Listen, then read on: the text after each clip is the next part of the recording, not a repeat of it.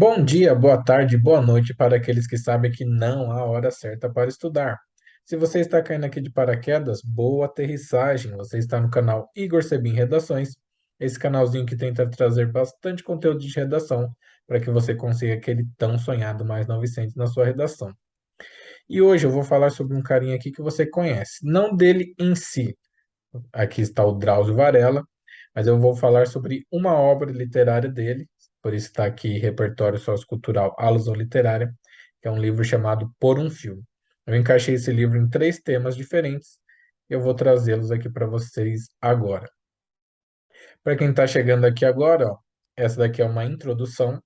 Ali embaixo tem a legendinha com as cores. Então, em rosa está o nosso repertório sociocultural, em azul está a nossa contextualização e em cinza está a nossa tese. São os três elementos básicos que toda introdução, nota máxima, teve e é o que você vai colocar porque você quer tirar mais 900, você quer buscar o seu milão. Então, gente, introdução tem que ser assim: rosa, azul e cinza, obrigatoriamente. Obrigatoriamente, se você quiser tirar uma excelente nota. Então, vamos lá. Eutanásia em questão no Brasil. Esse foi o primeiro tema que eu escolhi e eu comecei assim. Conforme a reflexão constante na obra Por um Fio, de Drauzio Varela, uma hora o destino exige um sacrifício tão grande para continuarmos vivendo que a gente se cansa. Em nome do que vou passar por isso? Então, peguei uma parte lá do livro, coloquei aqui, esse é um repertório sociocultural, alusão literária. Aí eu tenho que contextualizar esse repertório que eu usei com o tema em questão. Então, vamos lá. Sob esse viés, nota-se haver limites na resiliência humana, os quais se contrapõem ao instinto básico de sobrevivência quando levados ao extremo físico e psicológico, o que tem por corolário a demanda pelo fim desse quadro por meio da eutanásia. Então, peguei lá o meu repertório, contextualizei, trouxe o tema aqui para a pauta. Agora eu preciso criar uma tese. O que que seria uma tese? Duas causas ou duas consequências, uma causa ou uma consequência, dois caminhos a partir daquele tema que eu devo seguir para desenvolver minha redação.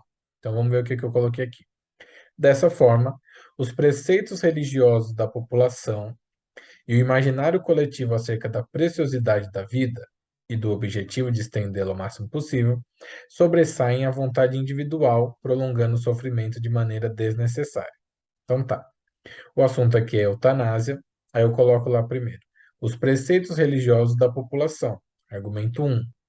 E o imaginário coletivo acerca da preciosidade da vida. Argumento 2. Sobressai a vontade individual. Então a eutanásia ela é mal vista, primeiramente pelos preceitos religiosos, em que as pessoas que seguem determinadas religiões, elas acham que você não pode escolher o momento do fim da vida, porque isso é assumir o papel de Deus. Então, Deus tem um plano para você, Deus tem sua vida toda escrita, começo, meio e fim. Então, Ele vai determinar quando que acaba. Quando você se adianta e você tenta é, dar o fim à jornada que não está nas suas mãos, você está indo contra esses preceitos religiosos. Fazendo um parênteses aqui rapidamente, por exemplo, os escravos e os índios, pelos preceitos religiosos deles, eles não se suicidavam porque eles achavam que eles não seriam dignos do céu, de estar com as divindades que eles acreditavam.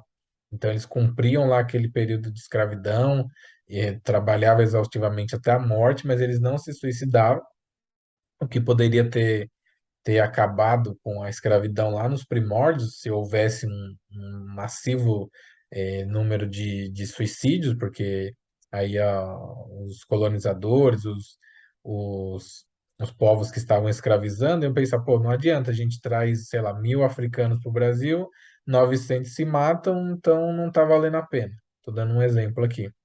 Então, você vê como essas coisas do preceito religioso é muito importante para as pessoas e elas acabam seguindo fielmente o que está na Bíblia, o que o Papa fala, o que o pastor, o padre. Então, eu vejo como esse sendo um dos motivos, um dos argumentos que eu usaria para que eu abordasse esse tema sobre um viés de que não acontece a eutanásia por causa disso.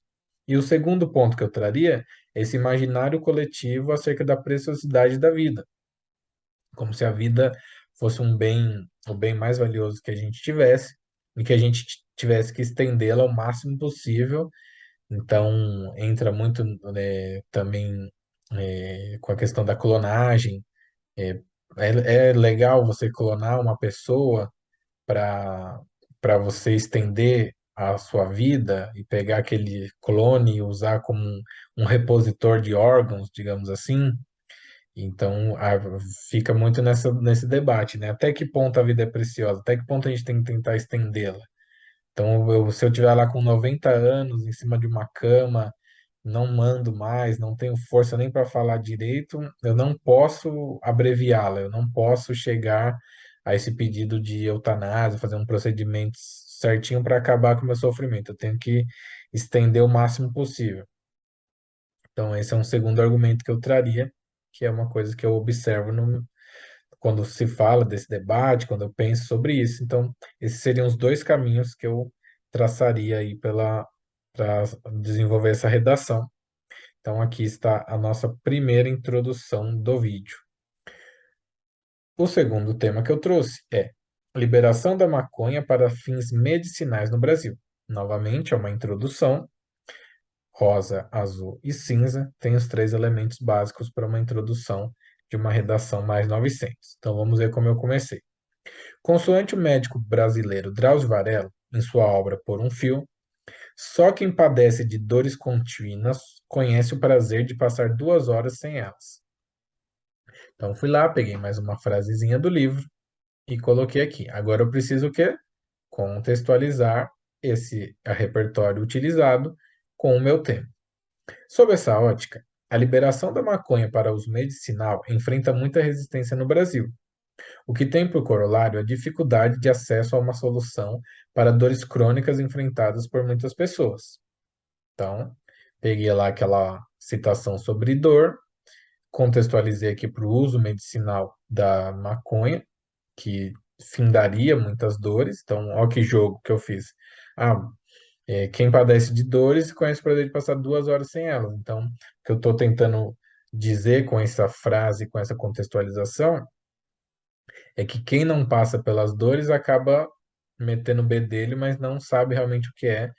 Vocês aí já devem ter passado algumas horas com dor de cabeça, com dor de dente, com, sei lá, unha encravada, e você sabe como que é incômodo você não estar no seu estado pleno, você não estar aproveitando o seu dia porque você está com algum incômodo, com algum enjoo, que seja, né? Qualquer coisinha que tire a gente da nossa normalidade de saúde já nos incomoda.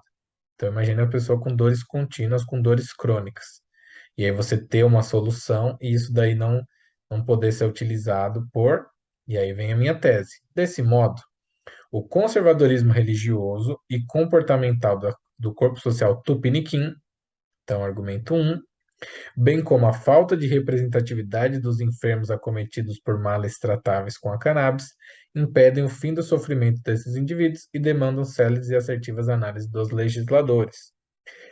Logo, quando a gente está falando de uso de maconha, então você já vai associar com aquele estigma, que é uma droga proibida, aí tem que vir aquela explicação de que não, essa medicinal ela vai tirar aquele componente que deixa você brisadão, querendo comer brisadeiro, mais brisadeiro, dando larica e tudo mais. Essa medicinal é só para as dores, é só aquele componente que finda as dores das pessoas, age ali no organismo da pessoa para acabar com as dores. Desse modo já surge um quê? Um conservadorismo religioso e comportamental, porque tem esse estigma de que a maconha é proibido, tem muita gente que quando vai xingar alguém, né, fala, um maconheiro, porque já foi estigmatizado, já foi associado a algo ruim. Logo, esse daí seria o meu primeiro argumento que eu desenvolveria no D1, primeiro parágrafo de desenvolvimento, o segundo parágrafo da sua redação. O segundo ponto, a falta de representatividade. De novo, eu cito a frase do Mano Brown, quem não é visto não é lembrado. Se você não põe essas pessoas na televisão, se essas pessoas não estão na internet falando, gente, eu morro de dores e a cannabis, ela pode acabar com isso. Quando eu fiz o uso ou eu fiquei sabendo que fizeram essa pesquisa essa experiência em outro país e a pessoa que sofria da mesma doença que eu usou essa cannabis e ela ficou boa, não tem mais dores. Aí você vai começar a pensar, você vai começar a discutir, você vai começar a refletir, e aí você pode mudar de opinião, o legislador pode mudar de opinião, ele pode criar uma lei diferenciada. Então, essa representatividade é muito importante. Se a gente não tiver contato com essas pessoas, não tiver acesso às versões delas, às histórias delas, fica mais difícil da gente se sensibilizar e fica mais difícil de que o sofrimento deles chegue a um final. Então, bem direto aqui, introdução com repertório, contextualização, duas causas desse problema, que seria, no caso, o problema de não liberar maconha. O Brasil até que tá caminhando aí devagar e sempre para chegar num estágio bacana de facilitar essa indústria, facilitar esses tratamentos para que haja bastante ganho de saúde em relação a isso. Outros países já estão mais avançados, mas é um tema crítico que pode surgir em algum momento aí em alguma redação. E aí, o terceiro tema que eu trouxe é as dificuldades de conviver em sociedade. Mais uma vez, uma introdução, como vocês já perceberam aí, que vocês já se ligaram que tá rosa, azul e cinza, é introdução, não tem erro. Então vamos lá ver como que eu fiz. Lidando com uma doença terminal, um dos pacientes de Drauzio Varela relata em seu livro Por um Fio. Quando entendi que podia morrer, pensei, não tem cabimento desperdiçar o resto da vida. Virei Albert Einstein, o defensor da relatividade. Quando alguma coisa me desagrada, procuro avaliar que importância ela tem no universo. Então, mais um repertório de alusão literária, vamos contextualizar. Analogamente, a passagem da obra do médico brasileiro, pode-se dizer que há uma tendência humana de ditar padrões para todos seguirem, o que, naturalmente, causa enorme dificuldade de convívio em virtude da pluralidade social existente. Então, eu citei lá um senhor que já estava perto da morte e ele tem essa reflexão: para que desperdiçar a vida, o resto da vida? Quando algo me desagrada, eu procuro avaliar que importância ela tem no universo. E aí eu coloco isso daí, esse pensamento, ele seria muito útil, porque se muitas pessoas seguissem esse pensamento, ou todas, as dificuldades de conviver em sociedade seriam atenuadas ou até erradicadas. Então, eu coloquei que essa tendência humana de ditar padrões para todos seguirem, isso que dificulta esse convívio social, porque nós somos muito diferentes. Eu não sou igual nem ao meu irmão, que foi filho do meu pai e da minha mãe, foi criado do mesmo jeito que eu fui, e ele tem as particularidades dele, a minha irmã tem as dela, e aí você vai ter um amigo que pode torcer para o mesmo time que você, pode seguir a mesma religião que você, só que ele vai pensar diferente politicamente. Ou ele alinhado com você politicamente, só que ele é Palmeiras, você é Corinthians. Ele é da igreja evangélica, você é espírita. Então, você dificilmente vai encontrar uma pessoa que bata 100% com as suas ideias. Então, essa necessidade de respeito, de proporcionar para todos os mesmos direitos em relação a gostos, a comportamentos, desde que dentro da lei, é muito importante. Então, vamos lá. Eu tenho o tema, eu tenho meu repertório, minha contextualização, e agora eu preciso de uma tese. Assim, esse cenário de atritos cotidianos se dá. Aí vem minha tese.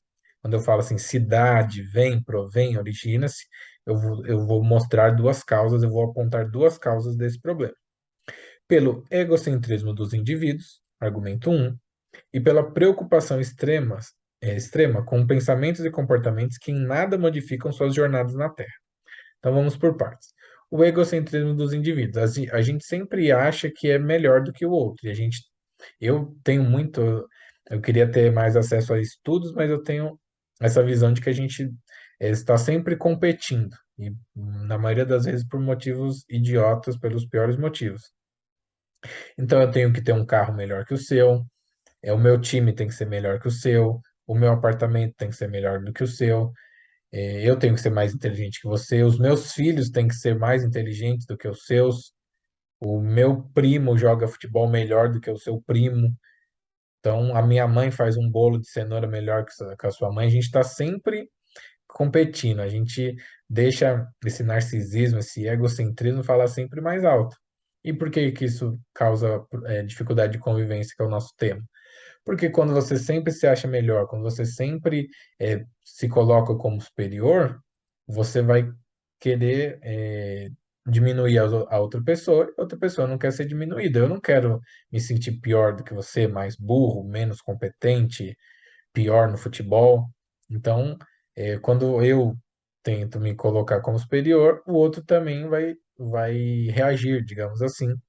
Então vai gerar conflito porque é um egocentrismo de um batendo com o egocentrismo de outro.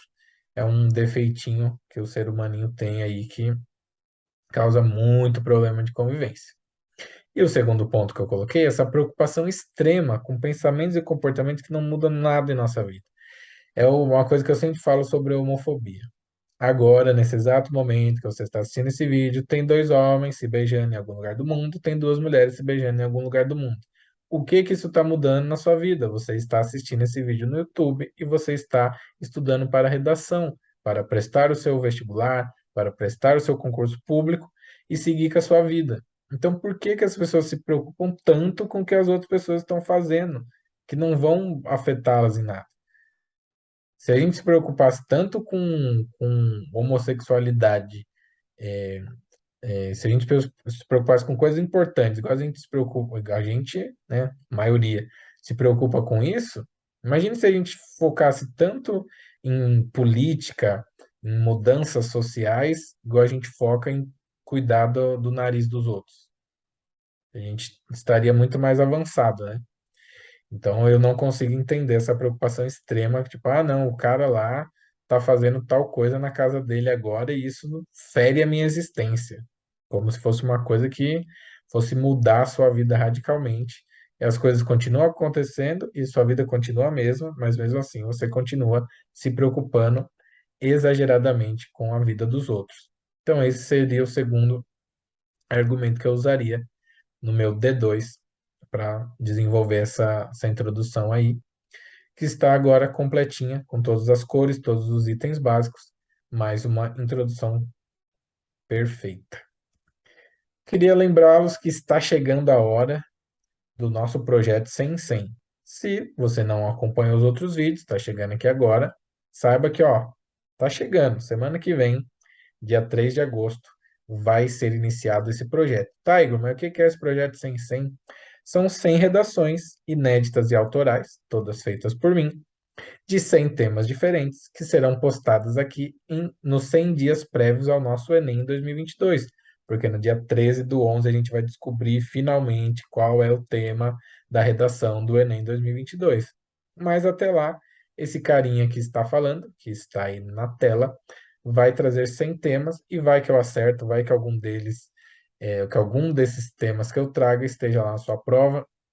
Você já vai mais preparado com algum argumento já na ponta da língua, na ponta da caneta, no caso, e aí você já consegue estar um pouquinho à frente da concorrência e com mais armas para vencer esse duelo contra o corretor.